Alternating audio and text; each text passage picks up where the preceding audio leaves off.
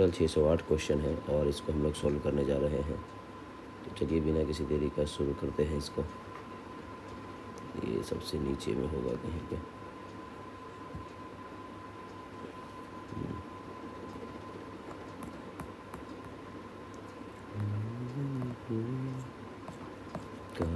कहाँ है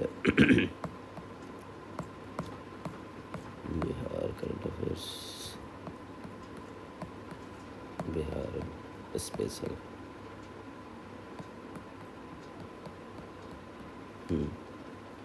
तो आज हम लोग बिहार राज्य संबंधित प्रश्न करने जा रहे हैं। पहला ऐतिहासिक परिदृश्य से रिलेटेड जो सवाल है वो हम लोग देखेंगे। सवाल पूछ रहा है कि जुलाई 2019 में बिहार में महापाषाण मेगालिथिक साइट के पहले प्रलेखन के लिए विशेषज्ञों ने निम्नलिखित में से किस जिले का दौरा किया था। ये उस समय का करंट अफेयर्स का सवाल है ये। तो उस समय कहाँ गए थे, जुलाई 2019 में कहाँ कहाँ गया था। ये त्रुटिपूर्ण क्वेश्चन ही तो हटा ही दीजिए, ये सही माना जो कि त्रुटिपूर्ण क्वेश्चन है। वैसे कैमूर की बात की जा रही है। बिहार के चिरांद नामक पुरास्थल की प्राचीनतम संस्कृति है। तो चिरांद से कहाँ का मिला है, तो चिरांद से हमको मिला है, चिरांद से पूरा पाषाण काल का मिला है, नव पाषाण काल का। चिरांद से क्या मिला है, तो चिरांद से हम लोग को मिला नव पाषाण काल का मिला है। बिहार के सारण जिले में जो चिरांद है वहाँ से नव पाषाण काल का मिला है। तो पूरा पाषाण की अगर बात कर दे तो वो जेठियन है, गया में जेठियन वहाँ से मिला है। मुंगेर के चीज़ें मुंगेर से मिला है इसके बारे में, और नालंदा से मिला है, ये हुआ है। मध्य पाषाण काल में भी कहाँ से मिला है, तो मुंगेर से मिला है और कैमूर से मिला है मध्य पाषाण काल में। नव पाषाण काल में मिला है आपका चिरांद हो गया, चेचर हो गया, ताराडीह, मनेर, सेनवार, ये सब वहाँ से मिला है। अतः भारत की किसी नदी घाटी में खोजी जाने वाली यह प्रथम नव पाषाणिक पुरास्थल है ये। ठीक है, चिरांद के बारे में बात किया जा रहा था। चीनी यात्री इत्सिंग बिहार का भ्रमण किया था। जो चीनी यात्री इत्सिंग था वो बिहार का भ्रमण कब किया था, तो ये लगभग 614-15 की बात है। तो कहता है कि जब चीनी यात्री इत्सिंग आया था 671 से 695 ईस्वी के आई में आया था। कब आया था, चीनी यात्री जो इत्सिंग है वो 671 से लेकर 695 ईस्वी के बीच में आया था चीनी यात्री इत्सिंग। तो इसमें कोई ऐसा है क्या, नहीं है, तो ये क्वेश्चन ही गलत हो गया। चीनी यात्री कब आया था, 671 से 695 में। बिहार का प्रथम मुस्लिम विजेता कौन था, तो बख्तियार खिलजी था। 1193 से लेकर 1202 के बीच में था। नालंदा विश्वविद्यालय के विनाश का कारण कौन थे, तो मुसलमान थे। नालंदा बिहार का विध्वंस किसने किया था, तो बख्तियार खिलजी ने किया था। बिहार में तुर्क सत्ता का वास्तविक संस्थापक किसको माना जाता है, तो बख्तियार खिलजी को माना जाता है। बिहार पर बख्तियार खिलजी ने हमले का पहला विवरण प्राप्त कहाँ से होता है, तो तबकात नासरी से मिलता है। मिनहाजुस सिराज की किताब है, मिनहाजुस सिराज की किताब है ये तबकात नासरी।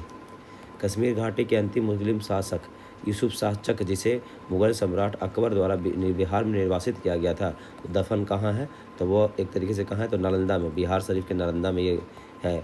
कश्मीर घाटी का जो है यूसुफ चक जो है, मुस्लिम कौन था, यूसुफ शाह चक था, और वो कहाँ है, तो नालंदा बिहार में दफनाया गया है 1592 ईस्वी में। मध्यकाल में बिहार शरीफ का नगर महत्वपूर्ण क्यों था, मध्यकाल में व्यापार का केंद्र था, विद्या का केंद्र, प्रशासनिक का केंद्र और धर्म का केंद्र। तो विद्या, प्रशासनिक और धर्म का केंद्र हो गया, BCD हो जाएगा। विद्या का केंद्र था, प्रशासनिक का और धार्मिक केंद्र रूप में भी था बिहार का।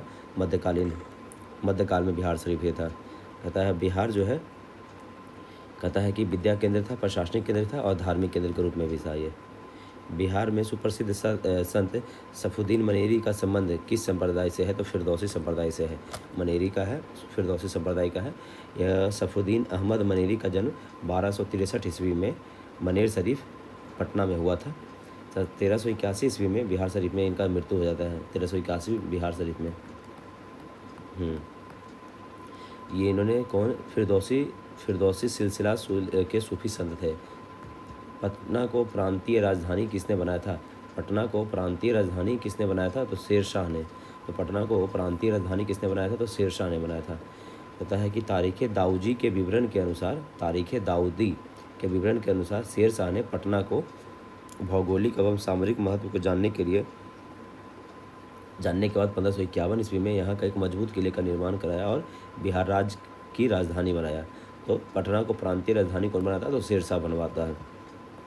पटना का प्राचीनता नाम पाटलिपुत्र है जिसकी स्थापना मगध सम्राट अजातशत्रु ने किया था। तो पटना की स्थापना कौन किया है? अजातशत्रु ने किया है। अजातशत्रु के उत्तराधिकारी उदयन ने राजगृह के स्थान पर पटना को अपनी राजधानी बनाता है। 1632 ईस्वी में पटना शहर के कौन सी कंपनी ने अपनी पहली फैक्ट्री स्थापित की? तो डच इंडियन कंपनी 1632 ईस्वी में। डचों ने पटना कॉलेज में 1632 में। बंगाल प्रांत के साथ बिहार प्रांत को कब मिलाया गया? बंगाल के साथ बिहार को कब मिलाया गया था? तो वो मिलाया गया था, बंगाल और बिहार को कब मिलाया गया था? तो यह है 1733 ईस्वी में। बंगाल और बिहार को एक प्रांत में मिलाया गया था कब? 1733 ईस्वी में।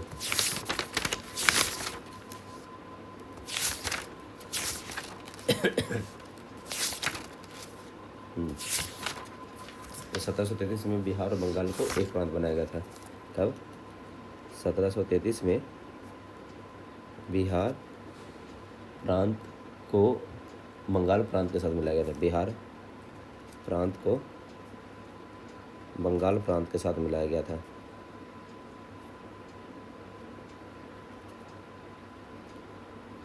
हाँ, तो कब हुआ था? ये 1733 की बात हो रही है। 1733 में बिहार सूबा का विलय बंगाल में कर दिया गया था और तत्कालीन नवाब को तो सुजाउद्दीन मोहम्मद खान ने बंगाल प्रांत को 4 भागों में बांटा था। सुजाउद्दीन मोहम्मद खान ने। अलीवर्दी को किस वर्ष बिहार का डिप्टी गवर्नर नियुक्त किया गया था? अलीवर्दी को कब बनाया गया था? 1733 ईस्वी में बनाया गया था। कब बनाया गया था? अलीवर्दी को ये बनाया गया था 1733 ईस्वी में। बिहार का वो बनाया गया था डिप्टी गवर्नर। बंगाल के नवाब सुजाउद्दीन ने 1733 में अलीवर्दी को बिहार का गवर्नर वो बनाया था, डिप्टी गवर्नर बनाया था। और ये अलीवर्दी ने कहता है कि सरफराज खां को गिरिया के युद्ध में 1740 में उसको मार दिया था। अली गौहर का बिहार अभियान किस वर्ष समाप्त हुआ? अली गौहर का कब समाप्त होता है? 1759 में। कहता है मुगल सम्राट अली गौहर 1759 ईस्वी में बिहार पर आक्रमण किया और उसी वर्ष अपने स्वयं को मुगल बादशाह घोषित किया और तथा अपना नाम शाह आलम द्वितीय रख लेता है। शाह आलम द्वितीय रख लेता है। शाह आलम द्वितीय ने पटना के समीप गुलजार बाग में अंग्रेज फैक्ट्री में अंग्रेजों के नियंत्रण में उसने राज्याभिषेक 1761 में करवाया। समय ही पानीपत का तीसरा युद्ध और बक्सर का युद्ध भी हुआ था, इसी के समय में हुआ था। तो ये जो है ये बात हो रही कब हो रहा है कि मुगल अली गौहर है। कहता है जो अली गौहर 1759 में बिहार पर आक्रमण किया। आक्रमण करता है 1759 में करता है और अपना नाम मुगल बादशाह शाह आलम द्वितीय रख देता है। अपना नाम क्या रखता है? शाह आलम द्वितीय रखता है। शाह आलम द्वितीय नाम रख लेता है। ठीक है। और यहीं पे और गुलजार बाग में 1761 ईस्वी में वो अपना राज्याभिषेक करवाता है।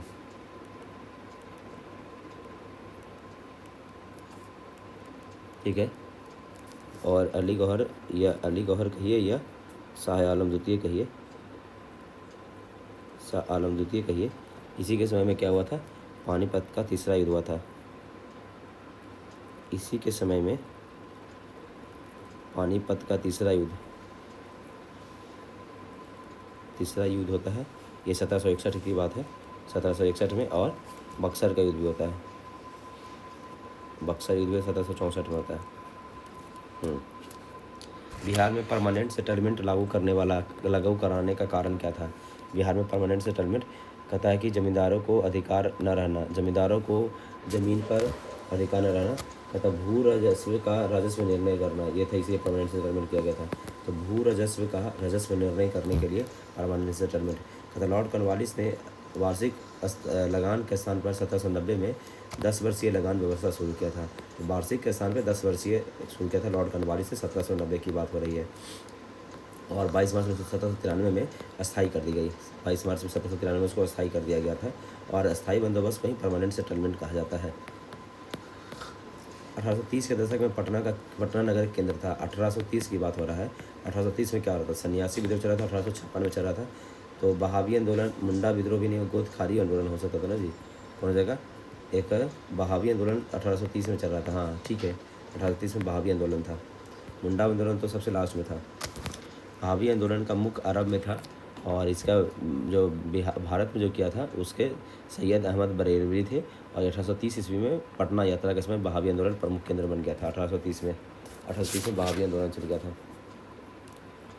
1830 में पटना केंद्र था इसका। किस ब्रिटिश अधिकारी ने भारत को सूचित किया कि पटना के मुसलमान पेशावर के नज़दीक 34 नेटिव इन्फेंट्री के साथ अपने पत्र व्यवहार करते थे और याचना की कि ब्रिटिश के विरुद्ध बगावत करे? कहता है कौन सा ब्रिटिश अधिकारी है ने भारत सरकार को सूचित किया कि पटना के मुसलमान पेशावर के नज़दीक 34 नेटिव इन्फेंट्री के साथ आपस में पत्र व्यवहार करते थे और याचना की कि ब्रिटिश के विरुद्ध बगावत करे? तो ये किसने कहा था? ये देने वाला था चार्ल्स मोंटगोमरी था।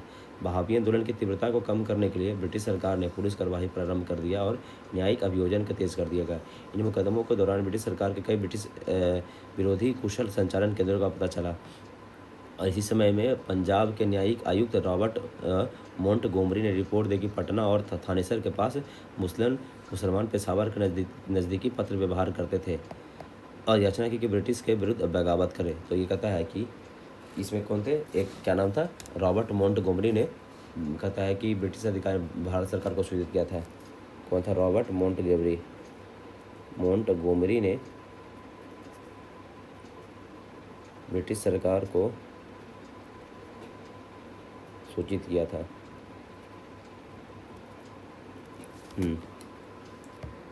बिहार में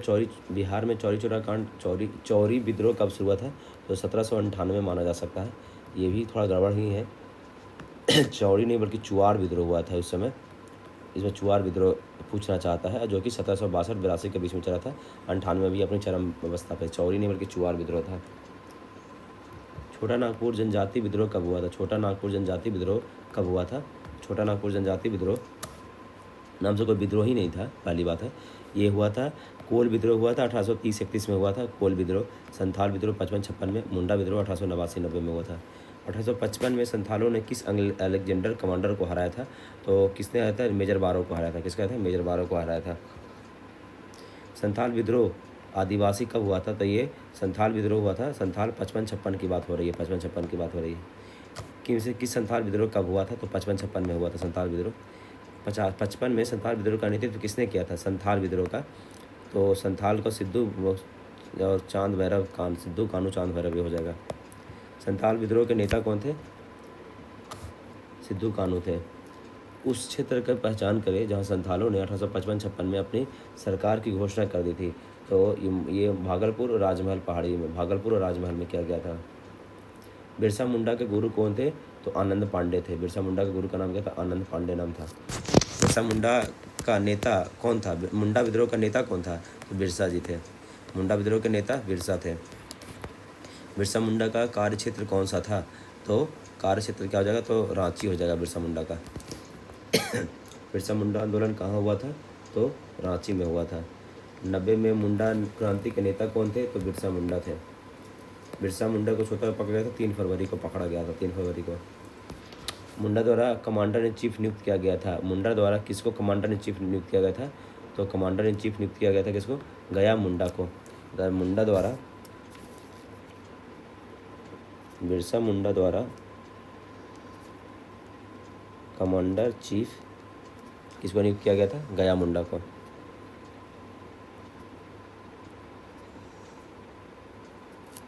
गया मुंडा को नियुक्त किया गया था। अंग्रेज को विरुद्ध संघर्ष करते हुए कहता है कि आदिवासियों को एकत्र करने के लिए बिरसा द्वारा एक एकत्रित सेना बिरसा दल का संचालन के लिए दल का मंत्री सेनापति कमांडर इन चीफ बनाया गया था। तो गया मुंडा को।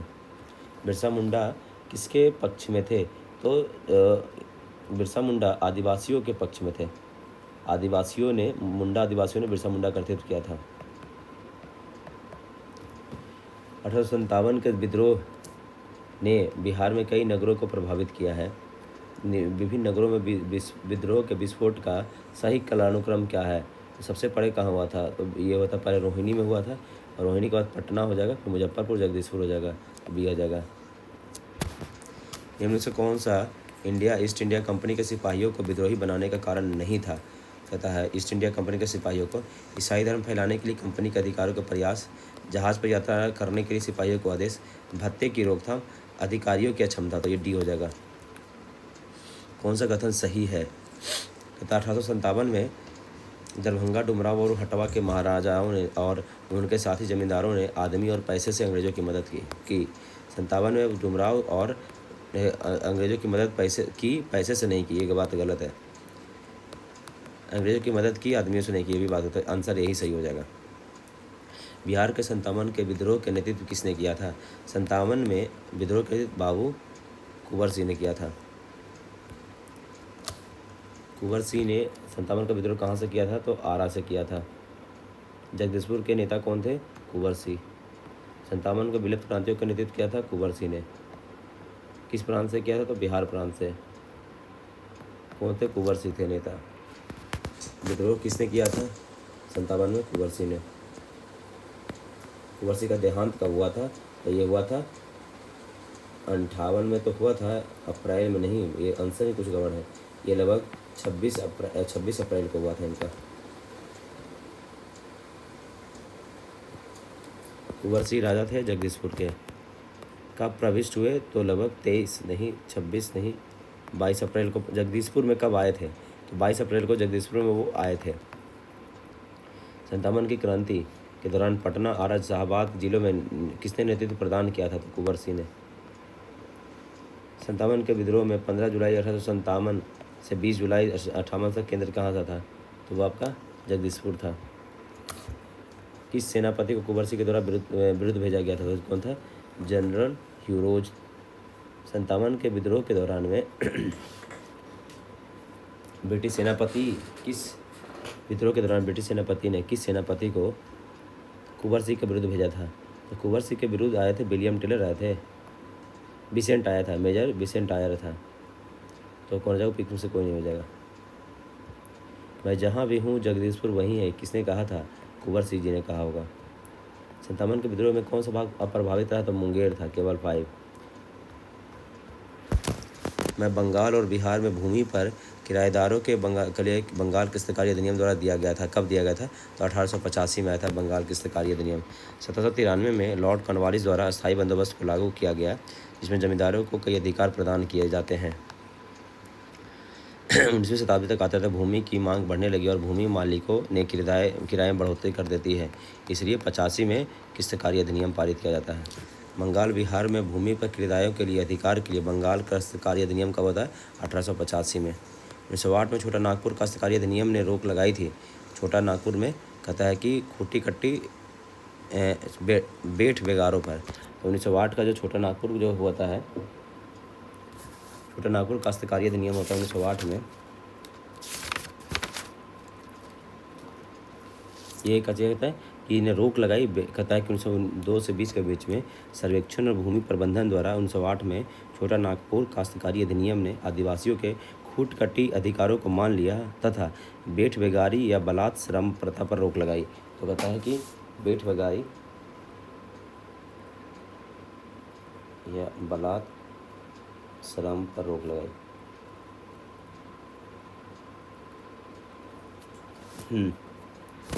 छोटा नागपुर काश्तकारी अधिनियम 1908 में पारित होता है। 1908-4 में देवगढ़ में गोल्डन लीग की स्थापना ब्रिटिश वस्तुओं को बहिष्कार और स्वदेशी के लिए प्रगति में की गई थी। तो कहाँ हुआ? तो ये बिहार में हुआ था, 1904 में हुआ था। देवघर में गोल्डन लीग की स्थापना हुआ था। गोल्डन लीग की स्थापना 1904 में होता है।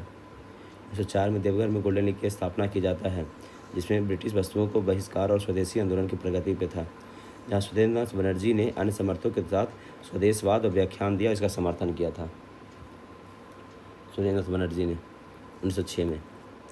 बायकॉट और स्वदेशी आंदोलन के समर्थक में किस स्थान पर गोल्डन लीग नामक संस्था बनाई थी? तो कहाँ बनाया गया था? देवघर में बनाया गया था। तो बायकॉट और ये कहाँ हुआ था? देवघर में बनाया गया था। बिहार प्रोविंशियल कांग्रेस प्रोविंशियल प्रांतीय का मुख्यालय पटना है, इसका गठन कब हुआ था? ये 1908 में हुआ था। बिहार प्रोविंशियल का जो गठन होता है वो कब होता है? 1908 में होता है, बिहार प्रोविंशियल कांग्रेस कमेटी का गठन। और इसके नेता कौन थे? तो सैयद अली इमाम होते हैं। इसके नेता कौन होते हैं? सैयद अली इमाम होते हैं। मुजफ्फरपुर में किंग्स फोर्ट की हत्या का प्रयास 1908 में किया गया था। खुदीराम बोस ने किस स्थान पर किंग्स फोर्ट के मुजफ्फरपुर में किया गया था? पटना में 1913 में अनुशीलन समिति की एक शाखा स्थापित किसने की थी? 1913 में अनुशीलन समिति की स्थापना किसने की थी? तो सचिंद्र नाथ सान्याल ने। पटना में कब किया गया था? तो 1913 में। पटना में 1913 में अनुशीलन समिति की एक शाखा बनाया गया था। पटना में 1913 में अनुशीलन समिति पटना में समिति की शाखा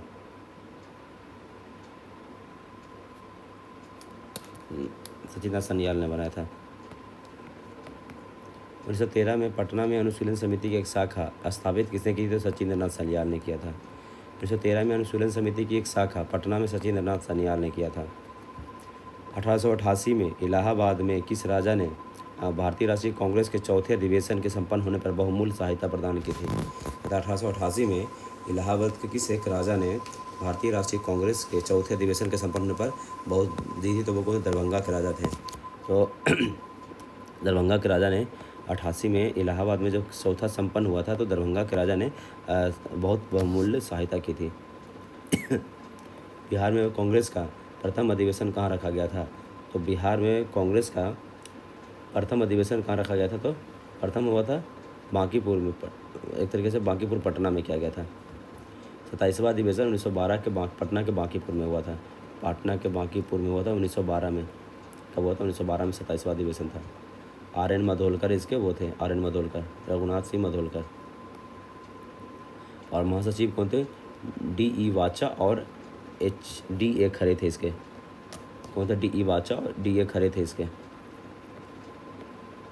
मौलाना मजरूल हक स्वागत समिति के अध्यक्ष थे। तो ये पटना व बांकीपुर पटना में हुआ था, RN मधोलकर।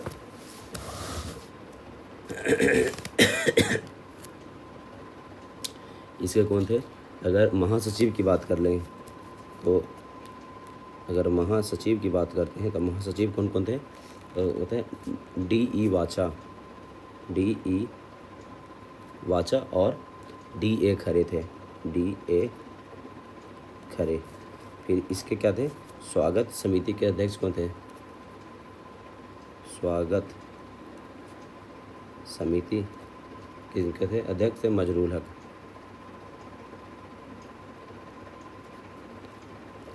ये स्वागत समिति के अध्यक्ष थे इसमें। भारतीय राष्ट्रीय कांग्रेस का 27वां अधिवेशन कहाँ हुआ था? तो बांकीपुर लिखिए इसको। 1912 में पटना में होने वाले भारतीय राष्ट्रीय कांग्रेस के अधिवेशन के अध्यक्ष कौन थे? तो वो RN मधोलकर जी थे। 12 के अध्यक्ष कौन थे? RN मधोलकर जी थे। 22 में गया में अधिवेशन हुआ था, इसके अध्यक्ष कौन थे? तो चित्तरंजन दास जी थे। कहता है भारतीय राष्ट्रीय कांग्रेस का सन 1922 का अधिवेशन कहाँ हुआ था? तो 22 वाला गया में हुआ था। 22 में गया में हुआ था, उसके अध्यक्ष चित्तरंजन दास थे। 22 में जो अध्यक्ष कौन था? चित्तरंजन दास। अध्यक्ष कौन थे? चित्तरंजन दास, CR दास हो जाएंगे। गया में अधिवेशन कब हुआ था? 1922 में हुआ था। किसके प्रयत्नों से बिहार प्रांतीय कांग्रेस का दूसरा अधिवेशन हुआ था? बिहार प्रांतीय कांग्रेस का दूसरा अधिवेशन हुआ था किसके प्रयत्न से हुआ था? दीप नारायण के प्रयत्न से। किसके प्रयत्न से हुआ था? दीप नारायण के प्रयत्न से बिहार प्रांतीय कांग्रेस का दूसरा अधिवेशन हुआ था।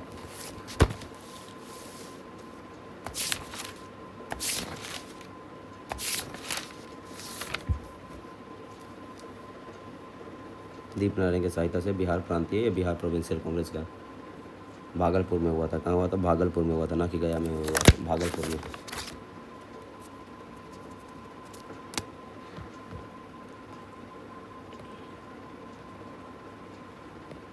बाबा ठाकुरदास ने पटना में किस सोसाइटी की स्थापना की थी? तो रामकृष्ण मिशन सोसाइटी की स्थापना की थी। बिहार से अलग प्रांत के लिए आंदोलन किया, जिसके परिणाम स्वरूप 1911 में अलग किया गया। इसका नेतृत्व किसने किया था? तो करने वाले सच्चिदानंद सिन्हा जी थे। तो जो पृथक जो होने वाला था बिहार का, उसके आंदोलक कौन थे? बिहार पृथक का जो 1911 में जो आंदोलन चला था उसके कौन थे? तो बंगाल पृथक से करने के लिए सच्चिदानंद सिन्हा जी बहुत इम्पोर्टेंट थे। और एक मोहम्मद फ़खरुद्दीन भी थे, वो भी पृथक करने की मांग पहला बार किए थे। मोहम्मद फ़खरुद्दीन और सच्चिदानंद सिन्हा जी थे। और एक महेश नारायण थे, ये भी थे। तो साथ में महेश नारायण का देहांत हो जाता है। ये बिहार टाइम्स के पत्र निकालते थे। बिहार टाइम्स में भी ये बात कहा गया था पहली बार। सच्चिदानंद सिन्हा जी हो जाते हैं, इसके आगे बन जाते हैं, आगे काम करते हैं इसमें।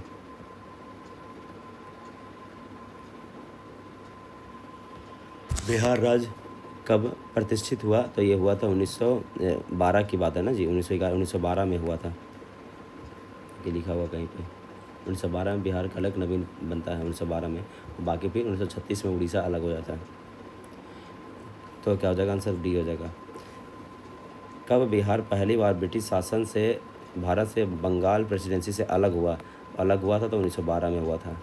कहता है बिहार कब एक स्वतंत्र प्रदेश बना था? तो 1912 माना जा सकता है। स्वतंत्र प्रदेश कैसे बोल सकते हैं भाई? बिहार कब भारत में एक स्वतंत्र प्रदेश बना? तो ये तो आंसर ये हो जाएगा। 22 में जारी घोषणा से बंगाल प्रेसिडेंसी से अलग बिहार और उड़ीसा नाम से एक नया प्रांत का गठन हुआ था। तो 1 अप्रैल 1912 से प्रभावित हुआ था। क्या हुआ था?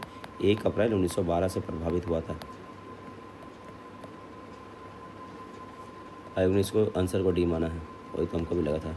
बिहार बंगाल से अलग कब हुआ? 1912 में। बिहार बंगाल से अलग 1912 में। बिहार की स्थापना हुई थी 1912 में। बिहार एक भारतीय राज्य के रूप में बिहार बना 1912 में। भारतीय राज्य 1936 में हुआ।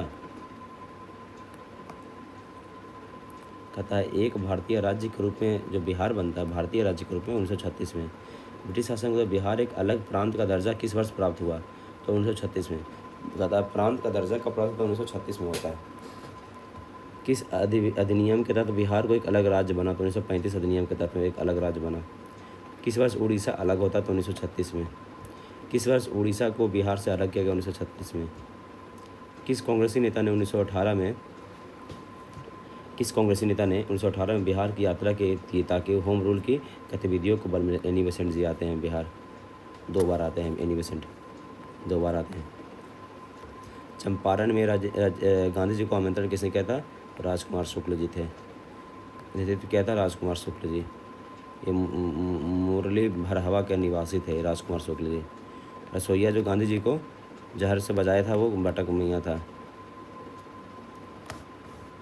चंपारण सत्याग्रह के समय में नील बागान में ये किया था। किसने चंपारण सत्याग्रह के दौरान में गांधी जी की जान बचाई थी? तो वो कौन था? बतक मियाँ था। 3 कठिया पद्धति की नील की खेती के लिए कितना भाग अमानत रखा था? 3/20 हो जाएगा। जगदीशपुर लेबर एसोसिएशन की स्थापना 1920 में किसने की थी? जमशेदपुर लेबर एसोसिएशन की स्थापना 1920 में किसने किया था? तो जमशेदपुर लेबर एसोसिएशन की स्थापना 5 मार्च 1920 को सुरेंद्रनाथ हल्दर और व्योमेश चंद्रवर्ती के सहयोग से किया गया था। तो बात हो रहा है ये 1920 की बात हो रही है। तो ये क्या है? जमशेदपुर लेबर एसोसिएशन 1920 की बात हो रही है। Jamshedpur labour association.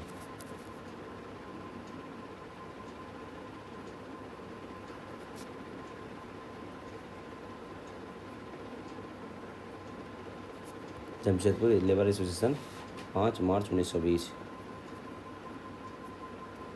कौन थे? सुरेंद्रनाथ हल्दर। सुरेंद्रनाथ हल्दर और एक कौन थे? व्योमेश चक्रवर्ती। व्योमकेश चक्रवर्ती।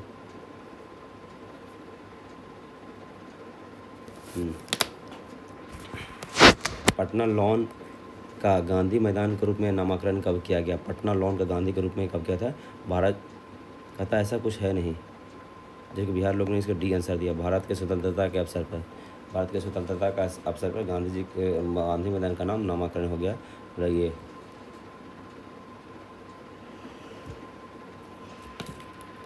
पटना लॉन का नाम गांधी मैदान के रूप में। पटना लॉन को गांधी मैदान के रूप में नामकरण तो कब किया गया था? भारत के स्वतंत्रता के अवसर पर। भारत से स्वतंत्रता के अवसर पर।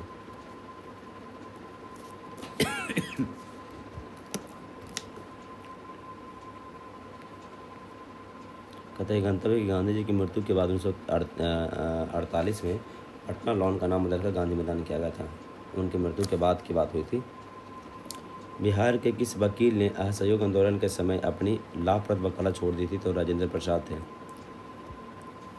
2022 में असहयोग आंदोलन के दौरान में कि उसकी जीत होगी क्योंकि गांधी जी एक क्या थे? उन्हें हराने का तरीका पता था, ऐसा कुछ बात ऐसा लिखा गया था।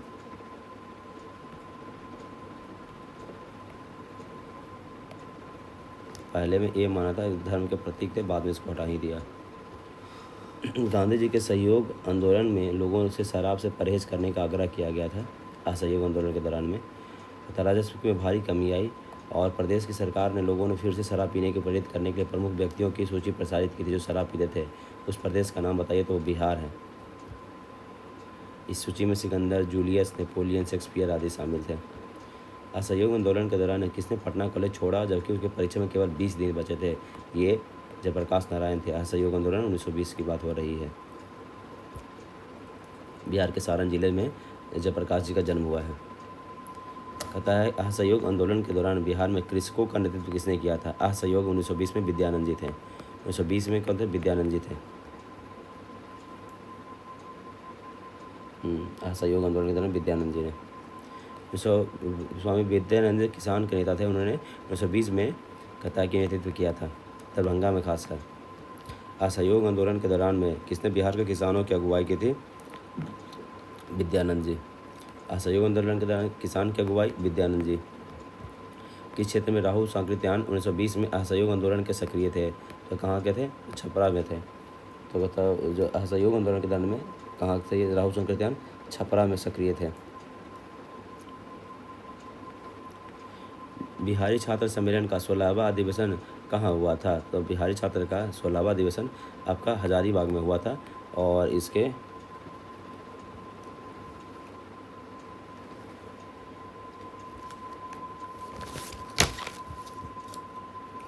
बिहारी का 16वां अधिवेशन 1921 में हजारीबाग में हुआ था और अध्यक्षता सरला देवी ने की थी। तो सरला देवी ने इसकी अध्यक्षता की थी।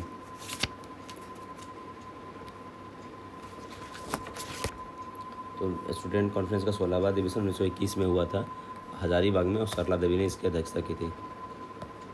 16वां हजारीबाग, सरला देवी। हजारीबाग में बिहार स्टूडेंट का 16वां कॉन्फ्रेंस कब हुआ था? 1921 में हुआ था। 22-23 में मुंगेर में किसान सभा का गठन किसने किया था? तो मुंगेर में किसान सभा का श्री कृष्ण सिंह थे और कहता है कि मोहम्मद जुबैर और श्री कृष्ण सिंह होते हैं। मोहम्मद जुबैर श्री कृष्ण सिंह दोनों रहते हैं। 1900 बात हो रही है कब? 1922-23 की बात हो रही है। मोहम्मद जुबैर और श्री कृष्ण सिंह। 22-23 में किसान सभा का गठन मोहम्मद जुबैर और श्री कृष्ण सिंह द्वारा मुंगेर में किया गया था। जब ये निर्णायक आता है जब स्वामी सहजानंद सरस्वती 1928 में किसान सभा का औपचारिक रूप से करते हैं। 1928 में कहाँ करते हैं? ये पटना में करते हैं। मुंगेर में बड़हड़िया ताल विरोध का उद्देश्य क्या था? तो बकास्त भूमि की वापसी का मांग। बिहार में स्वराज दल का गठन किसने किया था? श्री कृष्ण सिंह ने किया था। असहयोग आंदोलन की असफलता के बाद स्वराज पार्टी जब बनाया जाता है तो 1923 में सी.आर. दास और मोतीलाल नेहरू ने किया और सी.आर. दास अध्यक्ष बनते हैं, मोतीलाल नेहरू महासचिव बनते हैं। तो बिहार से कौन थे? श्री कृष्ण सिंह थे। कौन थे? बिहार से श्री कृष्ण सिंह थे।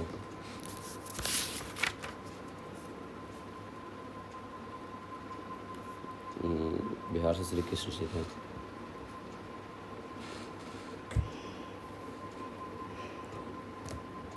स्वराज दल की स्थापना बिहार में किसने की थी? बिहार में श्री कृष्ण सिंह करते हैं। पटना युवक संघ की स्थापना कब हुई थी? पटना युवक संघ की स्थापना 1927 में हुआ था। पटना युवक संघ की स्थापना 1927 में हुआ था। पटना युवक संघ 1927 में।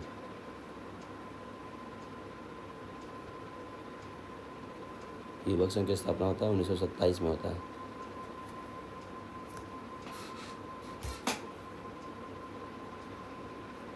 पटना युवक संघ की स्थापना 1927 में हुआ होता है। बिहार के उस क्रांतिकारी का नाम बताइए जिसने सितंबर 1928 में HSRA आर्मी की बैठक में भाग गया था। तो फणींद्र नाथ थे। तो कहता कौन थे? फणींद्र नाथ। HSRA के बैठक में बैठने वाले कौन थे 1928 में? फणींद्र नाथ थे।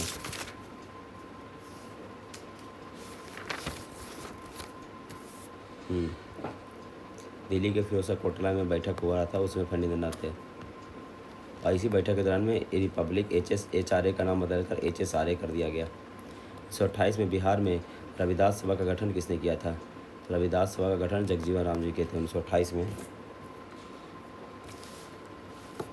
इसी की समय की बात है 1928 में बिहार में रविदास सभा का गठन। बिहार में रविदास सभा का गठन जगजीवन राम करते हैं। कौन करते हैं? जगजीवन राम करते हैं।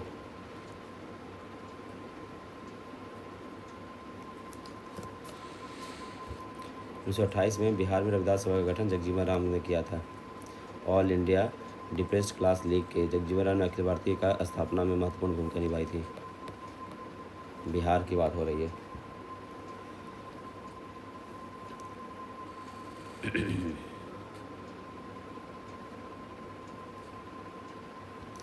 सूचना और संबंधित व्यक्ति चंपारण सत्याग्रह से कौन हो जाएंगे? राजेंद्र प्रसाद ही रखा जाएगा। आज़ाद दस्ता जयप्रकाश नारायण, बी का 1। 40 में बिहार में व्यक्तिगत सत्याग्रह के लिए कौन थे? श्याम नारायण सिंह हो जाएंगे, सी का 2 हो जाएगा। बिहार किसान सभा बिहार सदानंद सरस्वती। तो 40 में व्यक्तिगत सत्याग्रह जब हुआ था, बात 1940 का व्यक्तिगत सत्याग्रह।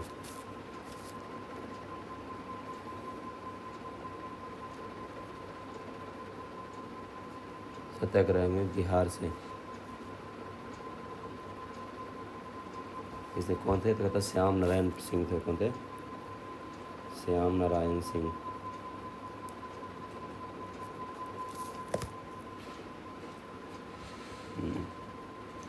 तो आंसर क्या हो जा रहा है? ये आपका ये आ गया। बिहार प्रोविंशियल किसान सभा का गठन कब होता है? तो ये बिहार प्रोविंशियल किसान सभा 1929 में होता है। औपचारिक रूप से अगर बात किया जाए तो 1929 में होता है। 1929 को सोनपुर मेले में किया जाता है। बिहार में किस वामपंथी नेता ने बिहार प्रांतीय किसान सभा को लोकप्रिय बनाया? नाम बताएं। वामपंथी ने बिहार प्रांतीय किसान सभा को लोकप्रिय बनाते हैं। कौन बनाते हैं? तो कायानंद शर्मा बनाया जाता है। इसमें कौन कौन थे सहयोगी में? स्वामी सदानंद सरस्वती, यदुनंदन शर्मा, वामपंथी नेता कायानंद शर्मा भी थे। वामपंथी नेता कायानंद शर्मा थे। स्वामी सदानंद सरस्वती का संबंध है किसान आंदोलन से। स्वामी सदानंद सरस्वती किससे संबंधित है? तो बिहार में किसान आंदोलन से। बिहार किसान सभा से जुड़े स्वामी सदानंद सरस्वती भी हैं।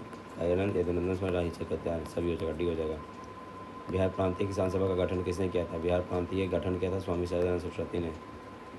प्रमुख नेता कौन थे? तो स्वामी सदानंद सरस्वती थे। आरंभ किसने किया था? तो स्वामी सदानंद सरस्वती ने। बिहार के नेता कौन थे? किसान सभा सदानंद सरस्वती, विद्यानंद, 1 और 2 दोनों हो जाएगा, 1 और 2 दोनों। बिहार यूथ लीग की स्थापना 1928 में हुआ था। यूथ लीग की स्थापना 1928 में किया गया था। मोतिहारी पूर्वी चंपारण में किया गया था यूथ लीग की स्थापना, मोतिहारी पूर्वी चंपारण में। भागलपुर में नमक सत्याग्रह का नेतृत्व किसने किया था? नमक सत्याग्रह का भागलपुर से कौन थे? तो महादेवलाल सर्राफ थे। महादेवलाल सर्राफ थे भागलपुर से। बाकी सारण और चंपारण में नमक सत्याग्रह भागलपुर से महादेवलाल सर्राफ थे। और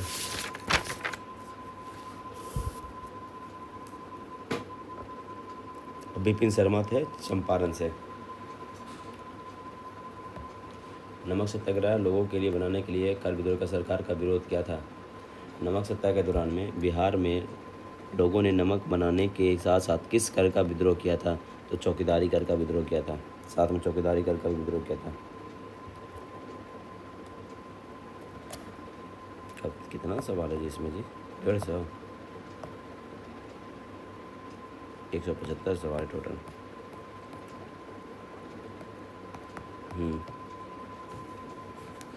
बिहार में किसान आंदोलन के दौरान चौकीदारी कर देने से इनकार किया था। तो ये सविनय अवज्ञा के समय में, सविनय अवज्ञा आंदोलन के समय 1930 की बात चल रही है। उस समय ये चौकीदारी कर भी नहीं दिया जाएगा 1930 में। नमक सत्याग्रह के दौरान में लोगों ने नमक के साथ साथ सरकार के विरुद्ध विरोध किया था। वो कहता है कि विरोध करने का विकल्प चुना। किस कर का? तो आंसर ये हो जाएगा, कोई नहीं हो जाएगा। तो वो चौकीदारी कर था। क्या था? चौकीदारी कर। किस महिला ने बिहार में नमक सत्याग्रह में सक्रिय रूप से भाग लिया था? तो कौन थे? महिला का नाम क्या था बिहार में नमक सत्याग्रह में? तो उपयुक्त में से एक से अधिक हो जाएगी। श्रीमती मीरा देवी, हसन इमाम और कुमारी गौरीदास, सरस्वती देवी, साहिवाला इत्यादि ने महिलाओं में नमक सत्याग्रह में भाग लिया। श्रीमती मीरा देवी, गौरीदास भी थे, हसन इमाम भी थी नमक सत्याग्रह के समय में।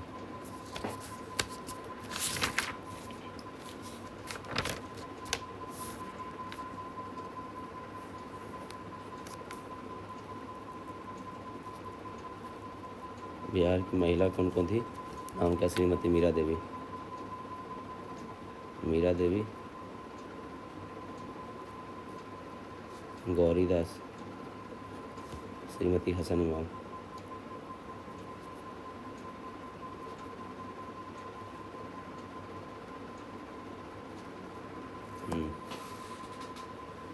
सरस्वती देवी थे।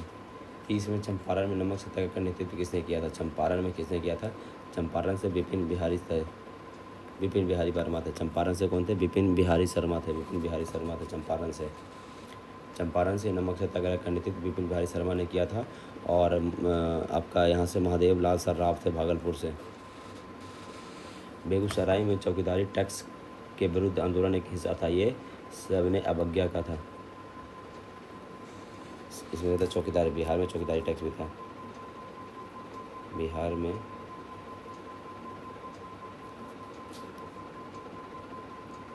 चौकीदारी टैक्स के विरुद्ध भी था।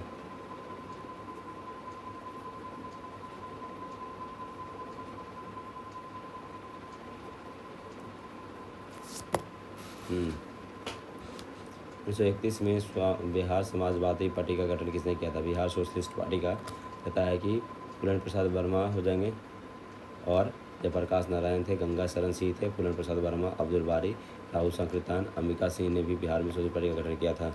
बिहार सोशलिस्ट पार्टी का गठन कौन कौन करते हैं? गंगा शरण, रामानंद, रामलिंग शिवनपुरी भी थे। बिहार समाजवादी पार्टी 1931 में गठन किसने किया था? फूलन प्रसाद वर्मा और जयप्रकाश नारायण। कब हुआ था समाजवादी पार्टी बनता? 1931 में। बिहार कांग्रेस सोशलिस्ट पार्टी का गठन 1931, okay, Bihar Congress socialist party 1934 में हुआ है। बिहार कांग्रेस सोशलिस्ट पार्टी 1934 में हुआ है। 34 में गांधी जी ने सबने अवज्ञा को आंदोलन का स्थगित करने का प्रस्ताव दिया था, तब हुआ था इसका गठन। इसके गठन में जयप्रकाश नारायण की मुख्य भूमिका थी। 34 में बने बिहार सोशलिस्ट पार्टी के सचिव कौन थे? सचिव कौन थे? जयप्रकाश नारायण थे। तो बिहार सोशलिस्ट उसके सचिव कौन बनाए जाते हैं? ये आचार्य नरेंद्र देव होते हैं, आचार्य नरेंद्र देव होते हैं। अध्यक्ष बनते हैं आचार्य नरेंद्र देव, मतलब ये क्या है? अध्यक्ष हैं।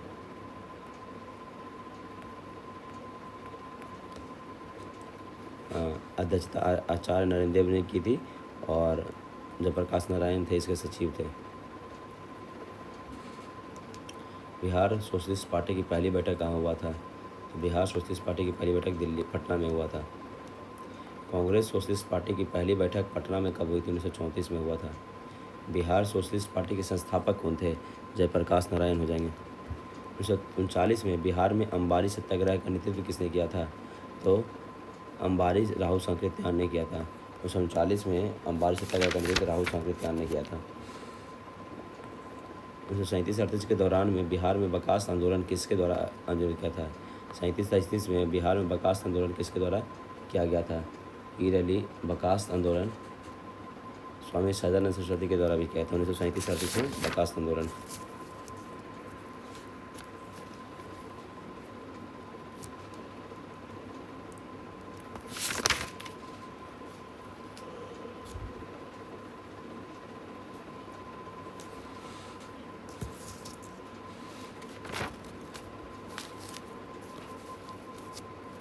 अब की बात करें 1937-38 में बर्खास्त आंदोलन।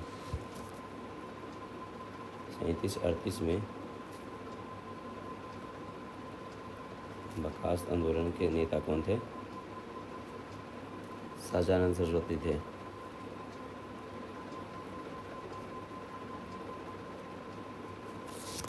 हाँ, 1930-32 में बरही कांग्रेस में सफलतापूर्वक अंग्रेजी हुकूमत को किस जिले को नाकाम कर दिया था? 30-32 में बरही कांग्रेस ने सफलतापूर्वक अंग्रेजी हुकूमत को किस जिले में नाकाम कर दिया था? तो मुंगेर में। 30-32 में मुंगेर में नाकाम कर दिया था। विक्रम पुलिस थाने के अंतर्गत अंतर्राष्ट्रीय ध्वज को फहराते हुए किसको मार दिया था? तो वो कहता है विक्रमपुर से, कहता है विक्रमपुर के कौन थे? विक्रम पुलिस थाने के अंतर्गत ध्वज फहराते समय कहता है कि रंगनाथ उर्फ रघुनाथ शर्मा को किया गया था। कहता है कि विक्रम पुलिस में, कहता है कि ये बात है 1942 की बात हो रही है। कौन थे?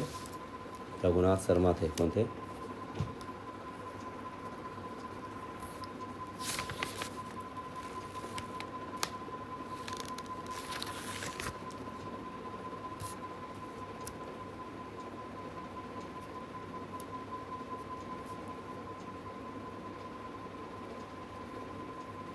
विक्रम थाने में राष्ट्रीय ध्वज फहराने में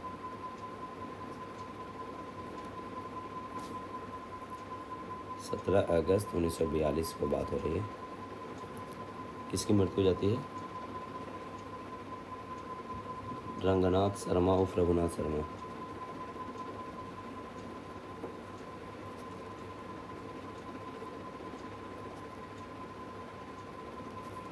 गोली मार दिया जाता है।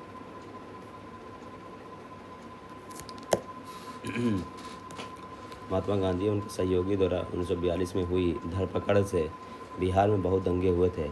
इसमें रेल सेवा पूर्ण रूप से ठप हो गई थी। अधिकतम प्रभावी जिला कौन था? तो वो पटना था।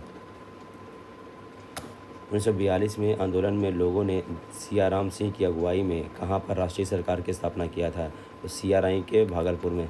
1942 की जो बात चल रही थी तो कहता है कि 1942 में भारत छोड़ो के समय क्या नाम है उनका? सियाराम सिंह की अगुवाई में, सियाराम सिंह के नेतृत्व में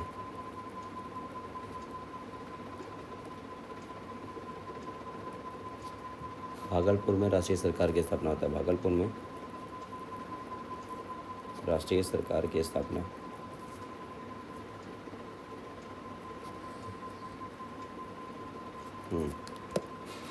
1942 में किया गया था। भागलपुर में किया गया था। 11 अगस्त 1942 को पटना शहर में भारत छोड़ो आंदोलन के किसने मार्गदर्शन किया था? 11 में कहता है कि नगर के अधीनस्थ नागरिकों ने किया था। जब पटना में भारत छोड़ो आंदोलन हो रहा था 11 अगस्त को, तो नगर के अधीनस्थ नागरिकों ने किया था। कहता है कि 11 अगस्त को पटना में भारत छोड़ो आंदोलन मार्गदर्शन में अधीनस्थ नागरिकों ने किया था। तो कहता है कि 11 अगस्त 1942 को भारत छोड़ो का मार्गदर्शन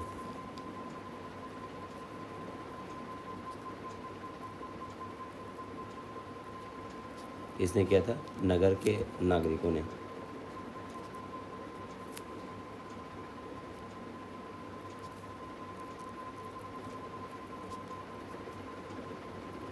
हम्म, 11 अगस्त को। सन 1942 में भारत छोड़ो आंदोलन और बिहार के नेता का महत्वपूर्ण योगदान रहा है। बिहार के कौन से प्रमुख नेता बिहार केसरी के नाम से जाने जाते हैं? तो श्री कृष्ण सिंह बिहार केसरी के नाम से जाने जाते हैं। डॉक्टर राजेंद्र प्रसाद 9 अगस्त को गिरफ्तार करके कहाँ भेजा गया था? तो उनको बांकीपुर जेल भेजा गया था डॉक्टर राजेंद्र प्रसाद को। 7 दिसंबर 1942 को श्री योगेंद्र शुक्ल कहाँ लाए गए थे? तो वो पटना लाए गए थे। योगेंद्र शुक्ल प्रमुख समाजवादी स्वतंत्रता नेता थे। वो जयप्रकाश नारायण के एक सहयोगी थे। उनको कहाँ लाया गया था? तो कहता उनको पटना लाया गया था। जगत नारायण लाल को किस जेल में रखा गया था? जगत नारायण को बांकीपुर जेल में रखा गया था। श्री जगत नारायण लाल की पत्नी का नाम क्या था? ये श्री जगत नारायण की पत्नी का नाम था श्रीमती राम प्यारी नाम था। जगत नारायण की पत्नी का नाम था राम प्यारी देवी था। 1942 में किस त्यौहार के समय गांधी जी ये जयप्रकाश नारायण भागे थे? दिवाली के समय में। भारत छोड़ो आंदोलन के दौरान कौन सा हजारीबाग जेल से फरार हुआ था? तो भारत छोड़ो आंदोलन के समय जयप्रकाश नारायण। इन दो नेताओं ने हजारीबाग से गिरफ्तार किया गया था। 9 अगस्त को जिन दो नेताओं को हजारीबाग को गिरफ्तार किया गया था, हजारी नेताओं को गिरफ्तार किया था, तो कौन थे? तो शिव कुमार और रामानंद थे। शिव कुमार और रामानंद थे, उनको हजारीबाग से गिरफ्तार किया गया था। शिव कुमार और रामानंद को किस आंदोलन में मिलती है? किस संदर्भ में मिली? तो कहता है कि भारत छोड़ो आंदोलन के संदर्भ में मिलती है। भारत छोड़ो आंदोलन के समय में जयप्रकाश नारायण को मिलता है राष्ट्रीय नेता का पहचान। आज़ाद दस्ता किस आंदोलन के दौरान सक्रिय था? भारत छोड़ो आंदोलन के दौरान आज़ाद दस्ता नेपाल में था। आज़ाद दस्ता। प्रभावती देवी किस क्षेत्र की स्वतंत्रता संग्राम थी सेनानी थी? तो वो कहाँ की थी? पटना में था। प्रभा देवी कहाँ की थी? पटना की थी प्रभा देवी। जयप्रकाश नारायण को कौन सी उपाधि दी गई? तो लोकनायक जयप्रकाश। और 1974 में गांधी मैदान में संपूर्ण क्रांति का आह्वान किया था और 1999 में इनको मरणोपरांत भारत रत्न दिया गया। तो मरणोपरांत 1999 में कब दिया था? 1999 में भारत रत्न दिया गया था। जयप्रकाश नारायण किस नाम से जाने जाते हैं? तो लोकनायक जयप्रकाश नारायण। जयप्रकाश नारायण का दिवस मनाया जाता है कब? तो अप्रैल 1946 में। अप्रैल 1946 को रिहाई के लिए जब प्रकाश दिवस मनाया जाता है। श्री नरसिंह नारायण क्या थे? नरसिंह नारायण एक समाजवादी नेता थे। अखिल भारतीय फॉरवर्ड ब्लॉक की स्थापना सुभाष चंद्र बोस से जुड़े और आईएनए आंदोलन के साथ भी जुड़े रहे, वो कौन थे? तो वो कौन थे? शीलभद्र याजी थे। तो फॉरवर्ड ब्लॉक और इसमें बात हो रही है शीलभद्र याजी। कहता है कि अखिल भारतीय फॉरवर्ड ब्लॉक और आईएनए आंदोलन से जो जुड़े थे शीलभद्र याजी।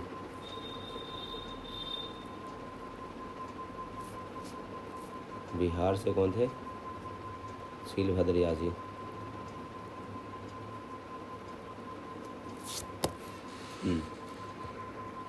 रामचंद्र शर्मा किस गांव के थे? रामचंद्र शर्मा थे आपके अमहरा के थे। रामचंद्र शर्मा अमहरा के निवासी थे। आप फॉरवर्ड ब्लॉक के प्रमुख नेता थे। बिहार पटना कॉलेज स्थापित कब हुआ? पटना कॉलेज हुआ 1863 में। पटना कॉलेज की स्थापना कब हुआ? पटना कॉलेज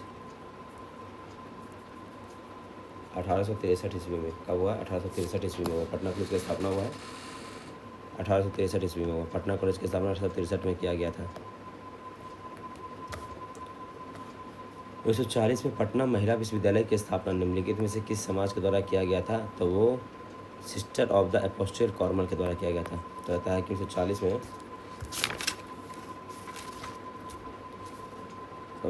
में पटना महिला विश्वविद्यालय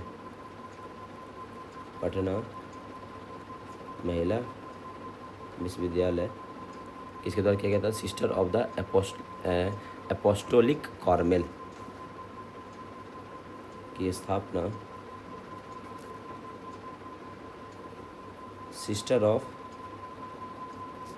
अपोलोस्टिक कार्मेल द्वारा कब हुआ था? 1940 में किया गया था। महिला विश्वविद्यालय 1940 की बात हो रही है।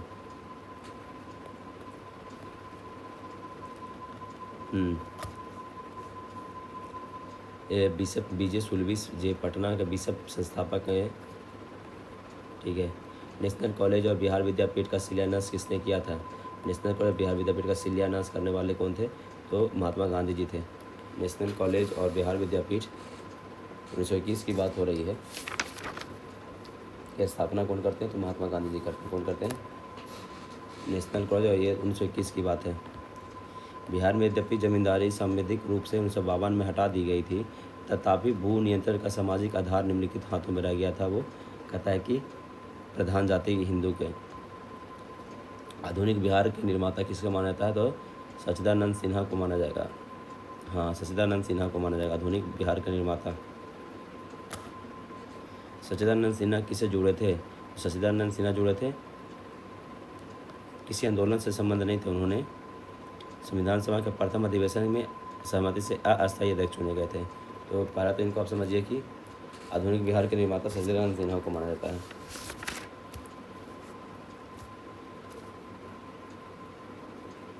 आधुनिक बिहार के निर्माता सच्चिदानंद सिन्हा।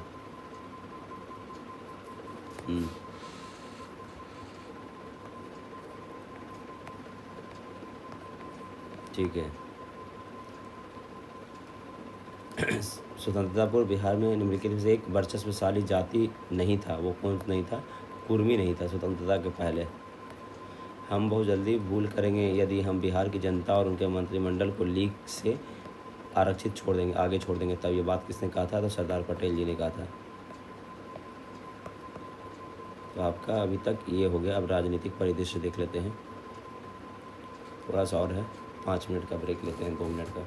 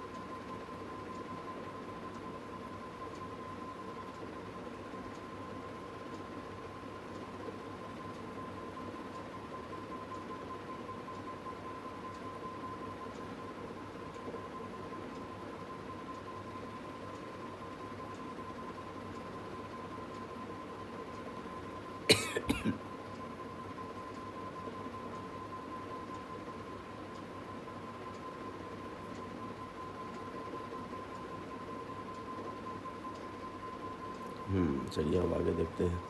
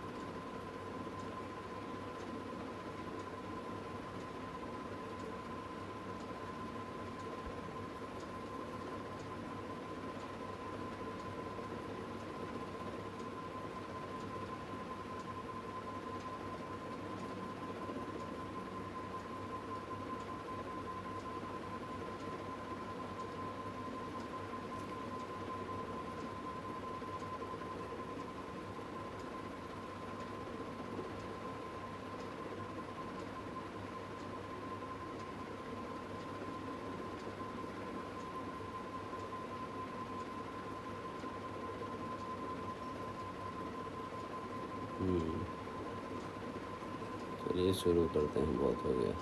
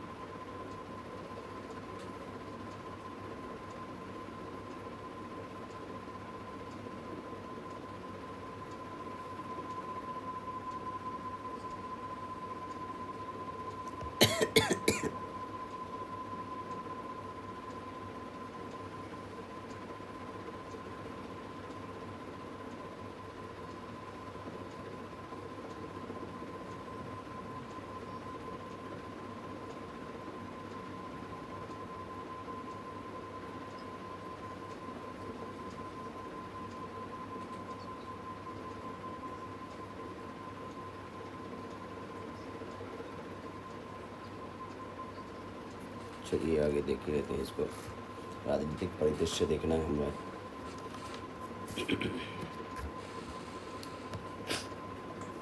लॉर्ड सिन्हा ने 1921 में कहाँ के गवर्नर पद से त्यागपत्र दिया था? तो ये लॉर्ड सिन्हा जो थे वो बिहार से दिए थे। कहाँ से? बिहार से दिए थे। 1921 की बात हो रही है। 1921 की बात में जब देख रहे हैं तो असहयोग आंदोलन के आसपास में की बात है। सत्येंद्र प्रसाद सिन्हा, लॉर्ड सिन्हा मतलब सत्येंद्र नाथ प्रसाद सिन्हा 1863 में बंगाल से जन्म हुआ था। ठीक है। 1920 में वो बिहार उड़ीसा के गवर्नर नियुक्त होते हैं। वो प्रथम भारतीय थे और 1921 में अपने पद से इस्तीफा दे दिया था। तो कहता है कि लॉर्ड सिन्हा लिखा गया, लेकिन नाम कैसे लिख दिया? सत्येंद्र प्रसाद सिन्हा या लॉर्ड सिन्हा? कहता है सत्येंद्र प्रसाद सिन्हा, इनको लॉर्ड सिन्हा कहा जाता है।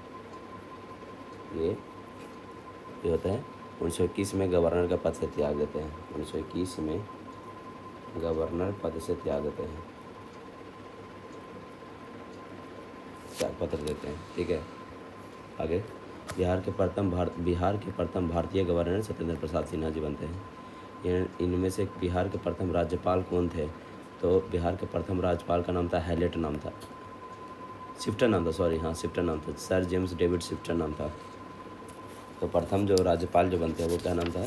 सर जेविस डेविड शिफ्टन नाम था। सर जेविस शिफ्टन जो है 29 से लेकर 29 के बीच तक में रहे थे, मतलब बीच बीच में बहुत दिन तक रहे। और 1937 में कौन बनते हैं? Sir Maurice Garnier Hallett Bihar के राज्यपाल बनते हैं। 11 मार्च हैलेट बनते हैं। कब बनते हैं? राज्यपाल बनते हैं बाद में, हैलेट बाद में बनते हैं, पहले शिफ्टन बन जाते हैं। बिहार शासन अधिनियम 1935 के तहत बिहार विधान परिषद के प्रथम निर्वाचित सभापति कौन बनते हैं? तो होता है कि राजीव रंजन सिन्हा जी बनते हैं।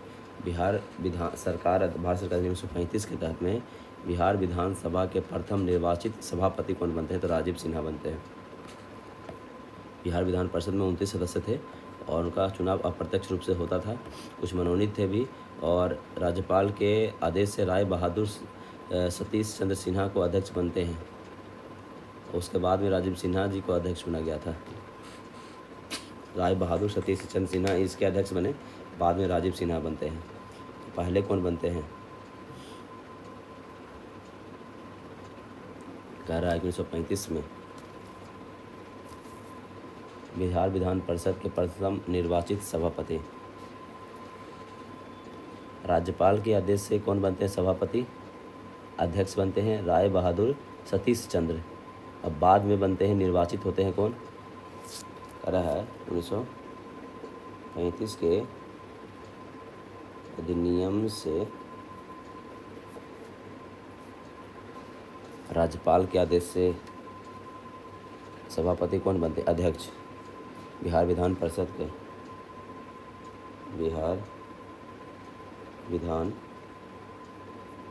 के राज्यपाल के आदेश से कौन बनते हैं? तो इनका नाम क्या? राय बहादुर सतीश चंद्र।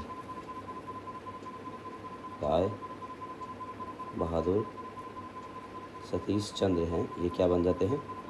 ये अध्यक्ष बनते हैं, अध्यक्ष बने।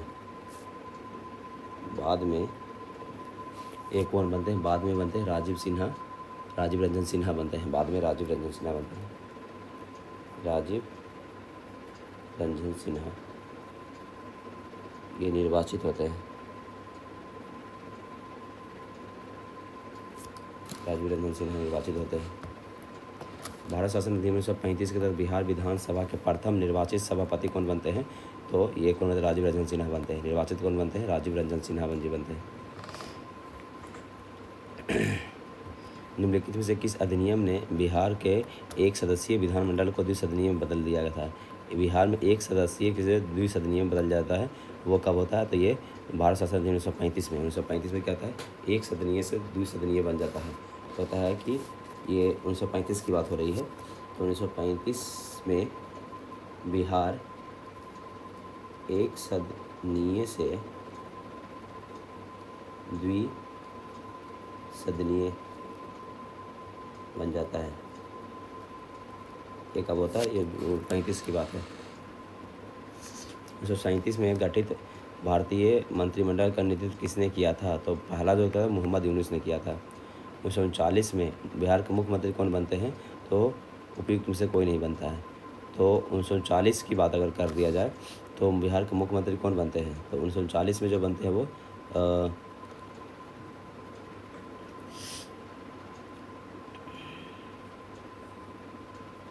ये अगर कहा जाए तो ये मोहम्मद यूनुस ही बनते हैं। उस समय की बात है। 20 जुलाई 1937 से 31 जुलाई 1939 के मध्य में, यह बात कब कर रहा है? 1939 की बात कर रहा है, के मध्य में श्री कृष्ण सिंह लगातार बिहार प्रांत के वो रहे हैं इन तिथि के भीतर। इसी समय बिहार के शासन के मुख्यमंत्री श्री कृष्ण सिंह थे, जो कि प्रश्न में प्रीमियर नहीं बल्कि मुख्यमंत्री पूछा गया है, इसलिए लिपियन इसको आंसर डी दिया है। कहता है इसमें क्या थे? मुख्यमंत्री बने गए हैं। मुख्यमंत्री कोई नहीं थे उस समय। क्या ही सवाल दिया, ऐसे थोड़े होता है यार, कुछ भी लिख दिया ना। इनमें से किसने बिहार में पहला कांग्रेस मंत्रिसभा का नेतृत्व किया था? कांग्रेस की अगर बात किया जाएगा तो श्री कृष्ण सिंह करेंगे। कांग्रेस की बात करेगा तब ये बिहार के प्रीमियर बने थे। इसको कहता है कि मुख्यमंत्री, और ये कांग्रेस के मुख्यमंत्री, इनको प्रीमियर भी कहा जाता है। पहले प्रीमियर कहा जाता था, पहले प्रीमियर कहा जाता था, प्रीमियर कहा जाता था, प्रीमियर कहा जाता था। बिहार के प्रथम मुख्यमंत्री कौन थे? तो आपका श्री कृष्ण सिंह हो जाएंगे। 1938 में बिहार में चुनी गई सरकार किस कारण इस्तीफा दे दिया था? तो वो ये राजनीतिक बंदियों को छोड़ने के कारण में कहता है कि जब 1938 में बिहार की चुनी गई सरकार है वो इस्तीफा दे देता है। क्यों दे देता है? तो ये राजनीतिक बंदियों को छोड़ने के कारण में।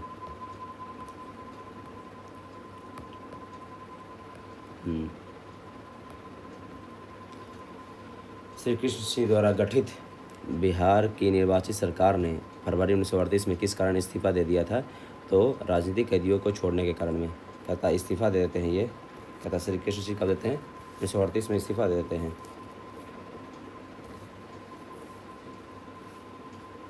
1938 में श्री कृष्ण सिंह इस्तीफा दे देते हैं, कहते हैं इस्तीफा दे देते हैं। क्यों देते हैं? राजनीतिक कैदियों को नहीं छोड़ने के कारण, राजनीतिक कैदियों को न छोड़ने के कारण 1938 में इस्तीफा देते हैं ना, 1938 में, फरवरी 1938 में। बिहार में भारतीय संविधान सभा के सदस्य कौन थे? बिहार से कौन थे? तो जगजीवन राम जी थे, राजेंद्र प्रसाद भी थे, बी और सी हो जाएगा इसमें। राजेंद्र प्रसाद भी थे, सच्चिदानंद सिन्हा जी भी थे, नारायण सिंह भी थे, जगजीवन राम, सच्चिदानंद सिन्हा थे, अनुग्रह नारायण भी थे। तो आपका क्या हो जाएगा आंसर? ई हो जाएगा। बलदेव सहाय ने महाधिवक्ता पद से इस्तीफा कब दिया था? बलदेव सहाय ने महाधिवक्ता से इस्तीफा कब दिया था? 1942 में दिया था। तो बलदेव सहाय ने ये इस्तीफा दे दिया था, बलदेव सहाय ने 1942 में।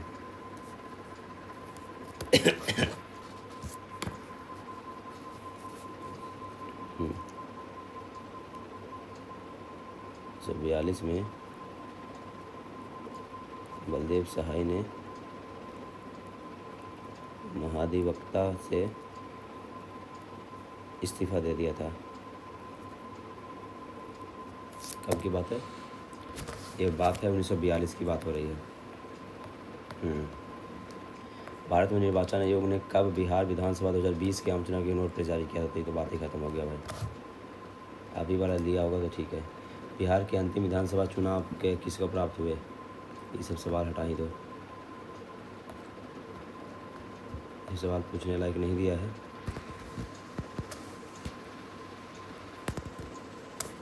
जदयू को 85 सीट मिला है, बीजेपी को 89 मिला है, आरजेडी को 25 मिला है और इसको 19 मिला है। ठीक है।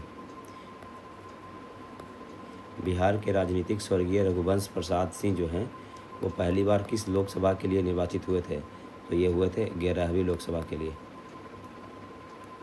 रघुवंश प्रसाद सिंह जो हैं वो 1996 में पहली बार वैशाली से 11वीं लोकसभा के लिए चुने गए थे। 1995 में समाप्ति पर बिहार में कुल जिलों की संख्या कितनी थी? तो ये सब सवाल ही हटा दीजिए। स्वतंत्रता पश्चात बिहार के प्रथम राज्यपाल जयराम दौलत राम। केंद्रीय मंत्रिपरिषद में वर्तमान में बिहार में कितने सांसद सम्मिलित हैं? उस समय कुछ और थे। वर्तमान में कितने? 8 सांसद हैं। कितने हैं? 8 सांसद। वर्तमान में 8 सांसद हैं। बिहार विधानसभा परिषद की पहली बैठक किस वर्ष बुलाई गई थी? बिहार विधानसभा की पहली बैठक बनाया गया था 1913 में। बिहार विधानसभा की पहली बैठक, तो बिहार विधानसभा की पहली बैठक की अगर बात कर लिया जाए, बिहार विधानसभा की पहली बैठक, विधान परिषद की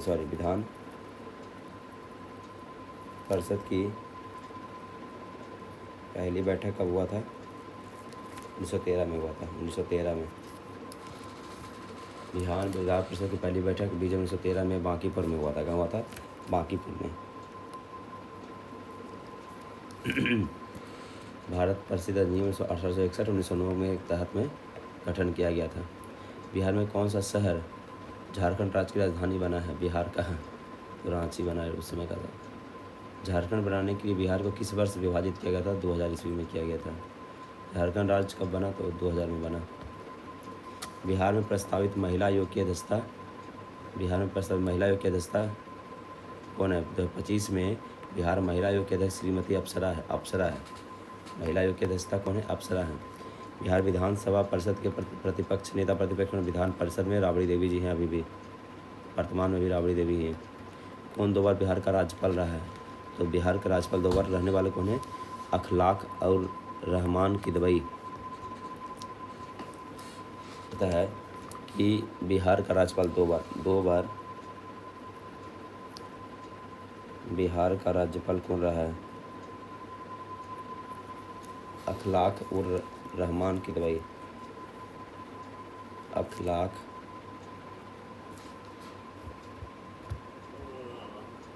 उर रहमान किदवई, रहमान किदवई। ठीक है। बिहार के प्रथम गैर कांग्रेसी मुख्यमंत्री कौन थे? गैर कांग्रेसी मुख्यमंत्री कौन थे? महामाया प्रसाद सिन्हा।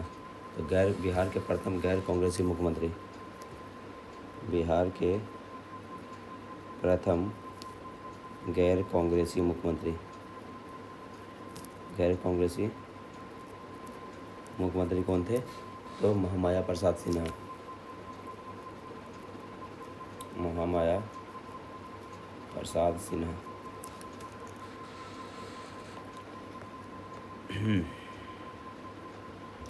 बिहार राज्य के चुनाव आयुक्त कौन हैं अभी? तो वर्तमान में विनोद सिंह गुजियाल हैं। वर्तमान में मोहम्मद आरिफ थे, अभी भी बदल गए हैं। पटना नगर पालिका में वार्डों की संख्या कितना है? पटना नगर पालिका में वार्डों की संख्या कहता है कि पटना महानगर में वार्डों की संख्या कितना है? 75 है। महानगर पालिका में वार्ड की संख्या कितना है? 75 है। अभी पटना में 75 हुआ है। बिहार में लोकसभा के सांसदों की संख्या कितनी है? तो अब 40 है। अभी कितना है? वर्तमान में 40 है। तो संख्या कितना है? 40 हो जाएगा। उपयुक्त 40 हो जाएगा। अभी कहता है कि बिहार लोकसभा में कितने सदस्य हो जाते हैं? 40 सीट हो जाता है। बिहार में कौन सा नया राज्य बना था? तो झारखंड बना था। ठीक है, झारखंड 2000 में आया था। बिहार विधानसभा में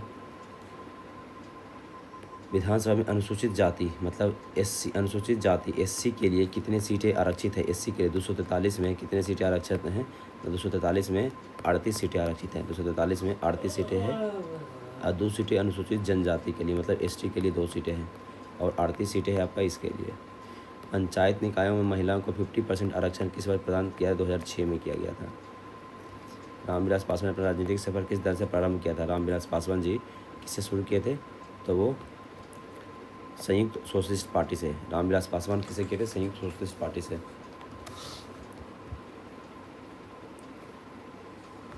बिहार के राज्यपाल वर्तमान में कौन है? आरिफ मोहम्मद भी नहीं है। ठीक है। मुख्य न्यायाधीश ये भी नहीं है। संगम कौर साहू हो गए। कुछ नहीं, अभी इसमें हटा ही दीजिए।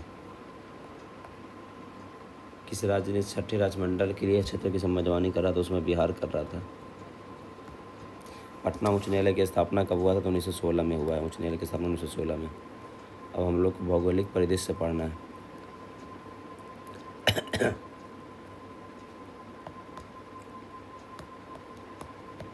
चलिए ना, ये सब जरा फटाफट लेते हैं। बिहार राज्य अवस्थित है किस देशांतर में?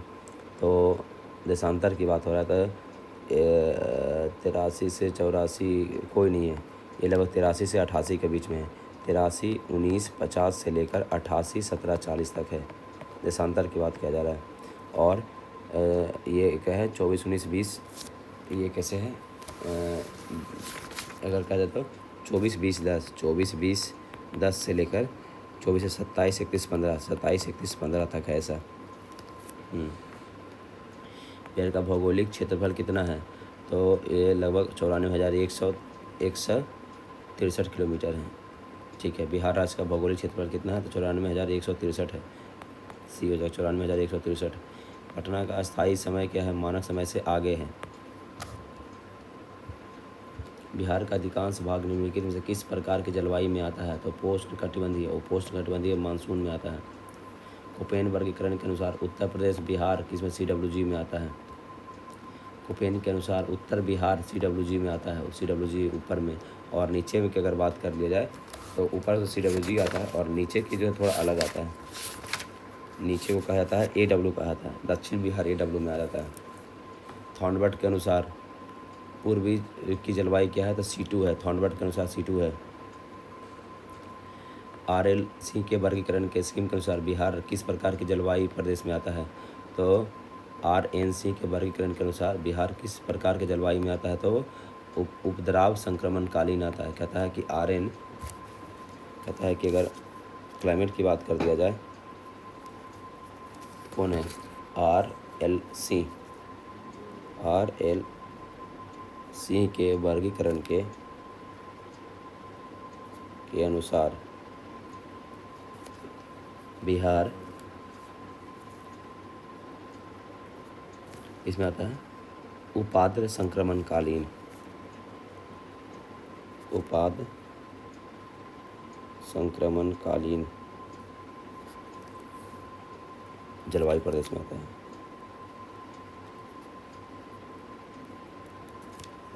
ठीक है, तो कहता RN के अनुसार कहता बिहार उपाद्र संक्रमणकालीन जलवायु प्रदेश में आता है। छोटा नागपुर क्या है, एक अग्र गंभीर पदस्थली है, अग्र गंभीर है। पूर्वी उत्तर प्रदेश बिहार के भाग निम्नलिखित मैदानों में किसमें सम्मिलित है, किसमें है, तो पूर्वी उत्तर प्रदेश, और ये क्या है, तो हम लोग कहाँ पे हैं, पूर्वी उत्तर प्रदेश की बात कर रहे हैं। और बिहार ये क्या है, ऊपरी गंगा, मध्य गंगा हो सकता है, हमको लग रहा है मध्य गंगा ही होगा, वही तो। मगध और अंग निम्नलिखित में से किसके हिस्से में है, मगध और अंग की बात कर दिया जाए तो मध्य गंगा, मध्य गंगा में आ जाएगा। मगध और अंग है वो मध्य गंगा के भाग में है, तो मध्य गंगा में आ जाएगा।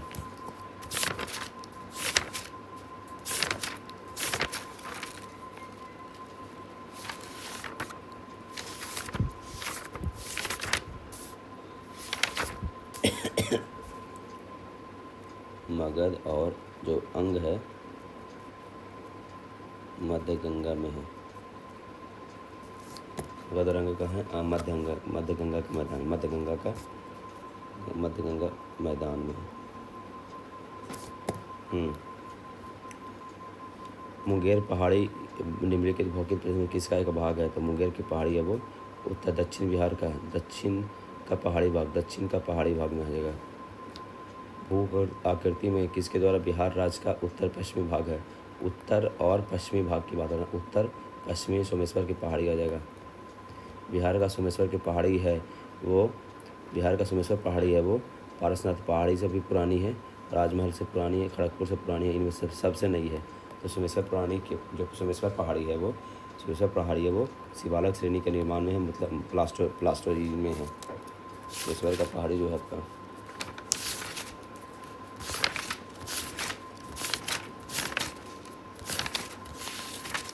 सोमेश्वर श्रेणी का पहाड़ी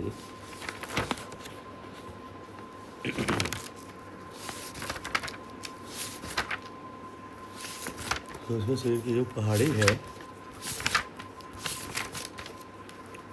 सोमेश्वर श्रेणी का पहाड़ी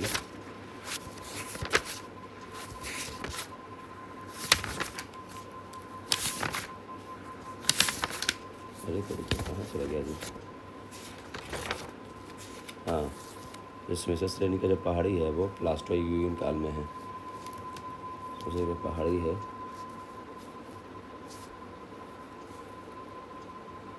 प्लास्टो,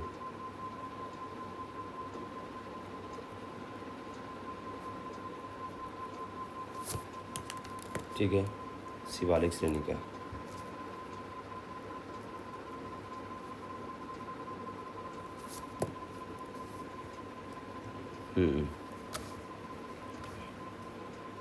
ये तो उस समय का डेटा के अनुसार था, जो ठीक है। अच्छा, देख लेते हैं भैया, किसी जलवायु में उत्तर एवं उत्तर पूर्वी बिहार के मैदान में क्या है, तो आपका एक आएगा 1 में 29% है।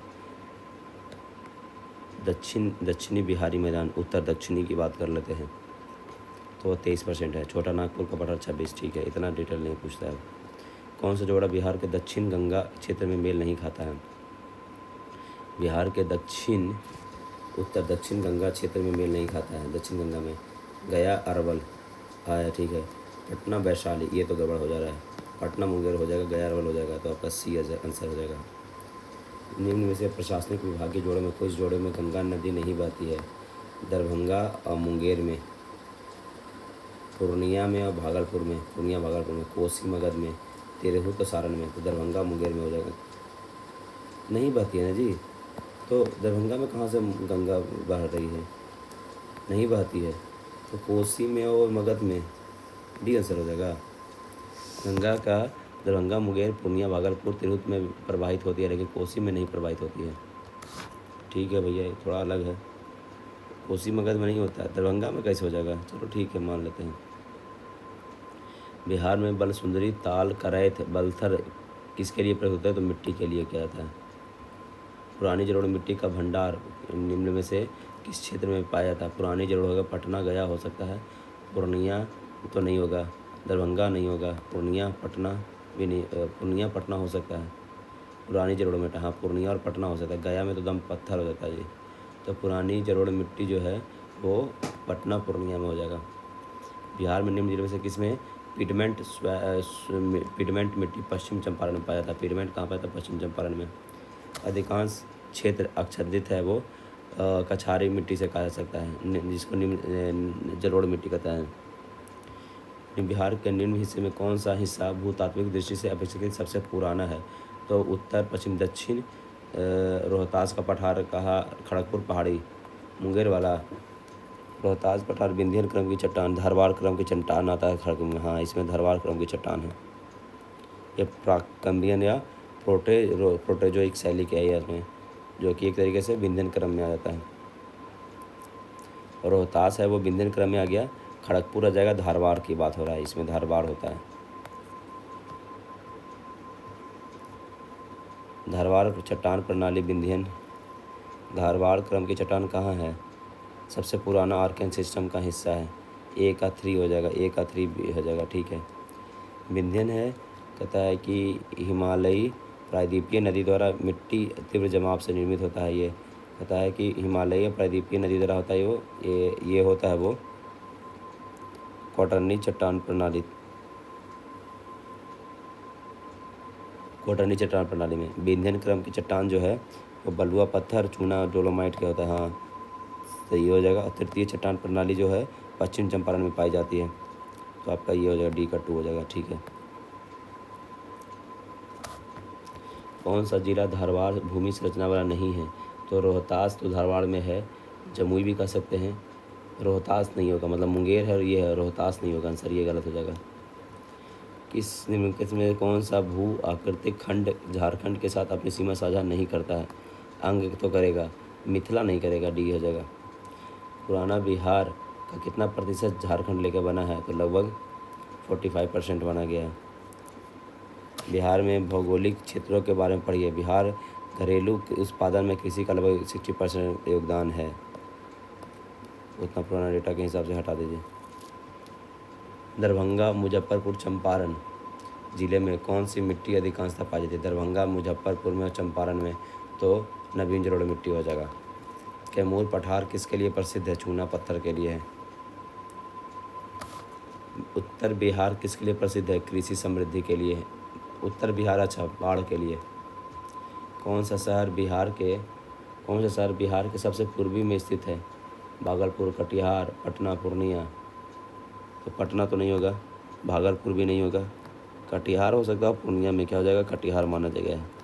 कटिहार सबसे है, उस जैसे जाए तो सबसे ज़्यादा कौन है? किशनगंज है। ब्रह्मयोनी हिल बिहार के किस जिले में? ब्रह्मयोनी आपका गया में है, ब्रह्मयोनी पहाड़ है। कौन सा शहर 5 पहाड़ियों से घिरा है? तो वो 5 पहाड़ियों से घिरा है वो राजगीर ऐसा है, आंसर ये हो जाएगा, उपयुक्त से कोई नहीं। बिहार की सीमा लगने वाले भारत के राज्यों की संख्या कितनी है? तो बिहार से सीमा कितने राज्य लगते हैं? तो प्रश्नकाल के समय तो ए हो सकते हैं, 4 राज्यों से थे, लेकिन अभी वर्तमान में देखते हुए कौन है? उत्तर प्रदेश, पश्चिम बंगाल और झारखंड है, 3 ही है, तो 3 राज्य हैं। बिहार के निम्नलिखित जिलों में कौन सा जिला नेपाल के साथ सीमा साझा नहीं करता? नेपाल के साथ नहीं करता है, किशनगंज करेगा, पूर्णिया, सीतामढ़ी, मधुबनी, पूर्णिया नहीं करेगा। झारखंड बनने के बाद कितने ज़िले रह गए हैं? बिहार में थे 37 ज़िले थे, अभी वर्तमान में 38 ज़िले हैं। 38वां जिला अरवल बनाया गया, 38वां जिला अरवल बनाया गया है। जुलाई 2018 में पटना जिला बिहार के कितने ज़िलों में सीमाबंद था? पटना जिला कितने ज़िलों से सीमाबंद है? जुलाई 2028 तक है, तो मतलब क्या हो जाएगा? 9 जिला से साथ। वर्तमान में पटना जिला है वो 9 जिलों के साथ है। पटना जिला है वर्तमान में, पटना 9 जिला से सीमाबंद है।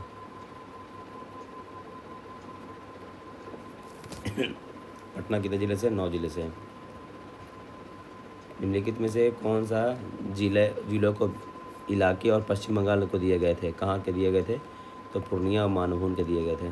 वनस्पति, छोटा नागपुर के जंगल में क्या है? सदाबहार। छोटा नागपुर के जंगल में सदाबहार, सबाना, पतझड़, कांटेदार। तो क्या है कि छोटा नागपुर में सदाबहार तो नहीं होगा, तो पतझड़ हो सकता है और कांटा हो सकता, सबाना हो सकता है। सी हो जाएगा। 2 और 3। हाँ, बिहार में जंगल फैले हुए हैं, हटाइए ना।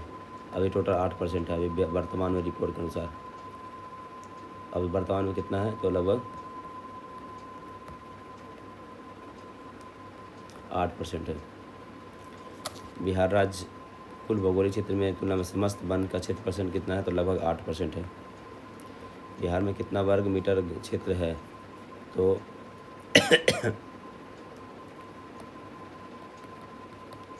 7532 किलोमीटर। अभी फिलहाल में कितना है? 7532 किलोमीटर है, जो कि लगभग 8% है। कितना? 7532 किलोमीटर, लगभग 8% है। कौन सा जिला सबसे अधिक घने पतझड़ वाले वन क्षेत्र से घिरा हुआ है? तो पश्चिम चंपारण है।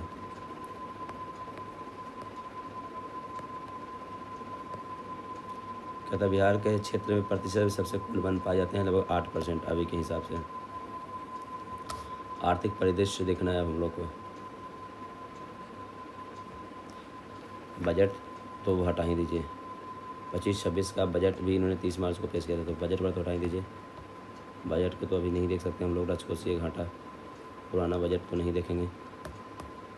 बजट बजट बजट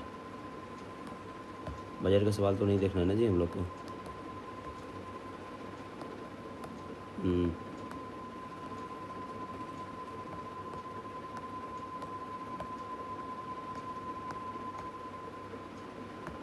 इसे तो पुराना बजट नहीं देखना है हम लोग को।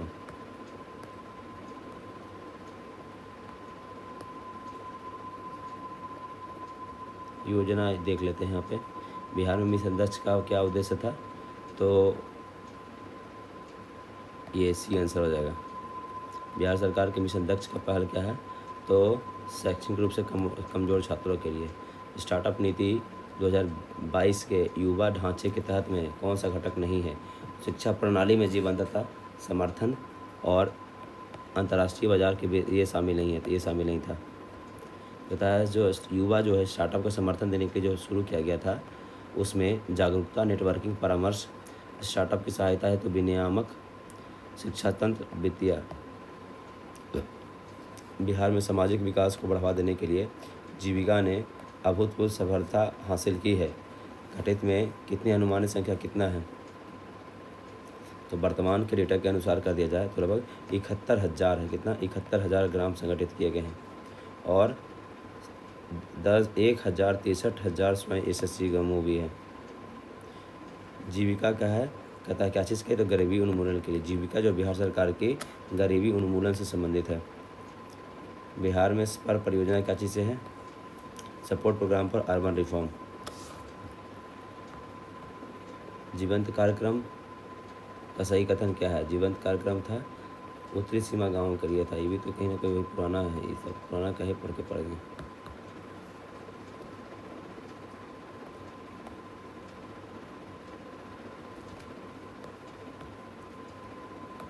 चलिए कृषि का हम लोग कल कृषि आगे देख लेंगे, कृषि से हम लोग कल आगे देख लेंगे। आज के लिए इतना ही रखते हैं। धन्यवाद।